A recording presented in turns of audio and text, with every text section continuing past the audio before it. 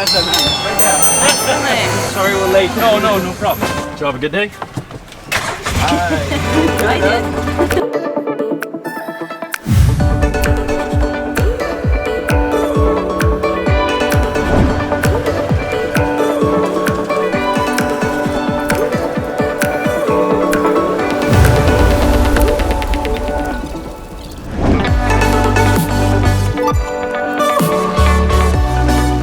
Talking about putting the tripods in the water, and now Eric is all excited. Plus it's a heated pool. He loves You heard that? Heated pool.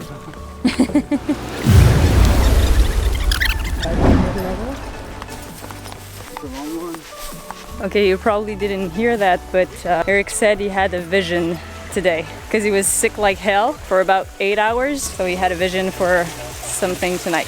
We'll see. If you sit right there and I'm standing here, I can make circles, but I think it's gonna look good. And about the boat, okay, I'm not going to say this on camera, but I might have. Yeah, we Might have. Hey, that's a good option.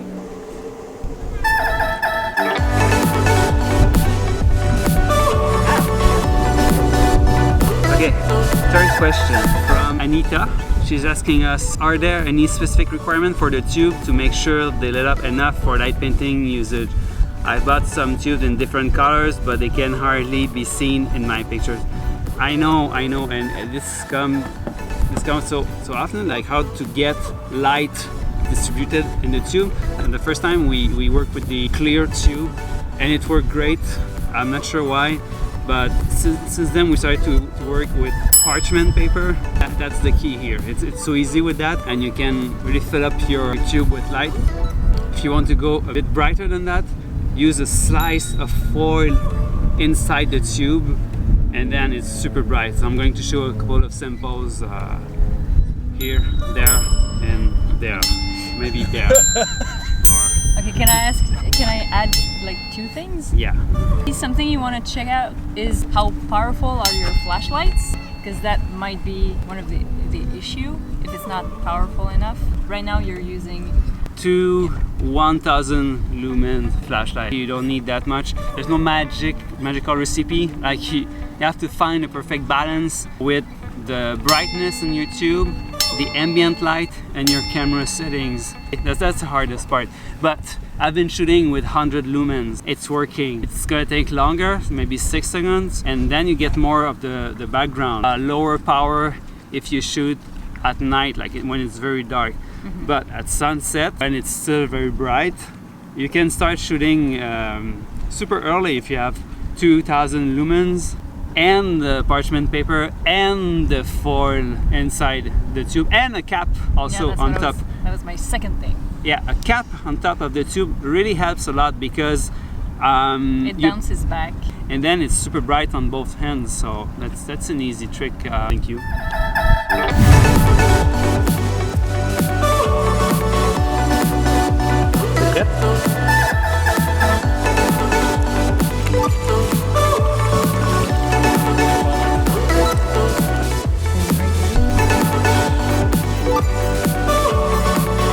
Question we had from our friend Joao.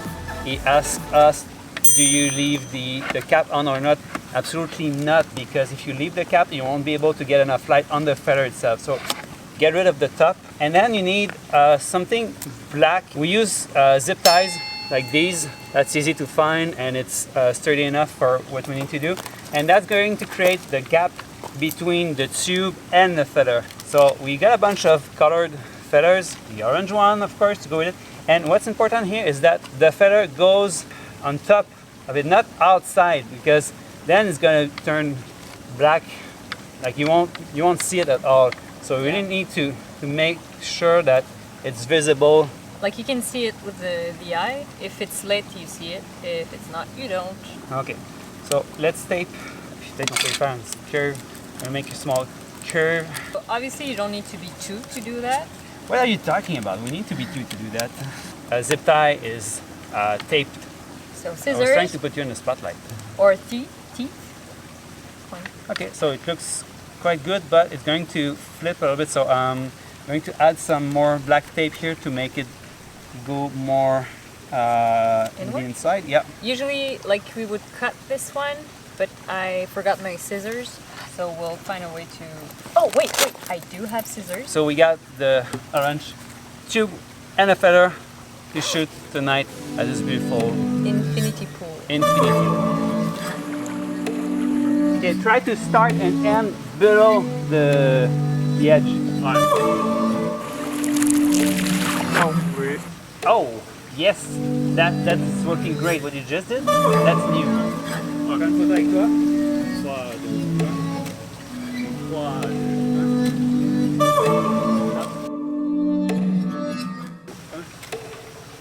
3,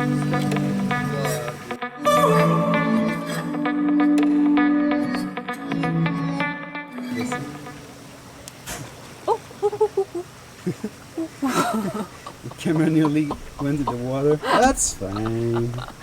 No. This is secured to this chair right there. As I said, safety first.